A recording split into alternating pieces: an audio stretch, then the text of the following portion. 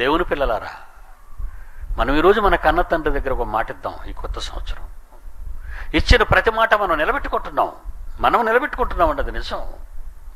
మీలో ఎవరో కొందరు పోగొట్టుకున్నా అధిక శాతం నా పిల్లలందరూ నిలబెట్టుకుంటున్నారు. మీరు పనిచేసే ఆ స్థలం ఒకరోజు యెరూషలేములో ప్రారంభమైన ఒక మహా విప్లవ సంఘానికి గుర్తే మీరరా.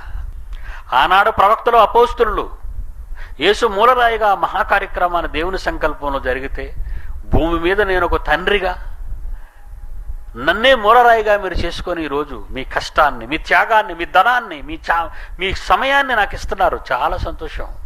నీ తండ్రి కొరకు నువ్వు సంతోషంతో చేస్తున్న కష్టం నీ తండ్రి చూస్తున్నది అదే. అలాగా నా పిల్లల్ని మిమ్మల్ని పెంచాను నేను. అందుకే ఇది దినదిన ప్రవర్ధమానం అయిపోతుంది. ప్రపంచ నలుదిశలకి విస్తరిస్తుందండి ఈరోజు బైబిల్ ఆపర్చునిటీ ఇండియా ఇంటర్నేషనల్.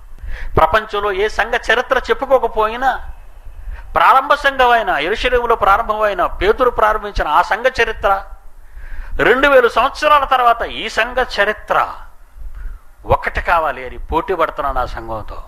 అలా మిమ్మల్ని సరిదిద్దాలని, అంతటి వారిగా మార్చాలని. ఎవరు నా తల్లి, ఎవరు నా సోదరులు అన్నాడు తనను చూడవచ్చిన కుటుంబీకులతో, తల్లితో, సోదరులతో. నువ్వు నమ్ముకున్న మన యేసే. ఈరోజు మీరు ఎవరినైనా పిల్లలనైనా విడిచిపెట్టి మట్టి మోయడానికి మీరు రాగలుగుతున్నారే అంటే మీది అలాంటి మనసే నాకు అర్థమైపోయింది.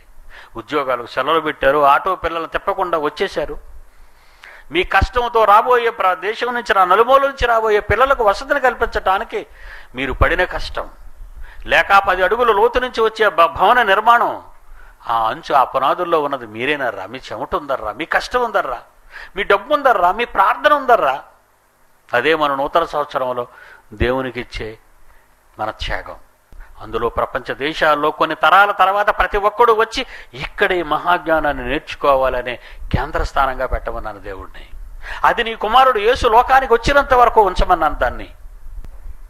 ఒక సమూయేలుకు వారసులు లేరు, ఒక దావీదుకు వారసులు లేరు, ఒక మోషేకు వారసులు లేరు, ఒక యెహోషువకు వారసులు లేరు. చూడండి మీరు, నాకు వారసులు కావాలి అన్నాను దేవుడిని. ఆ వారసులే మీరే.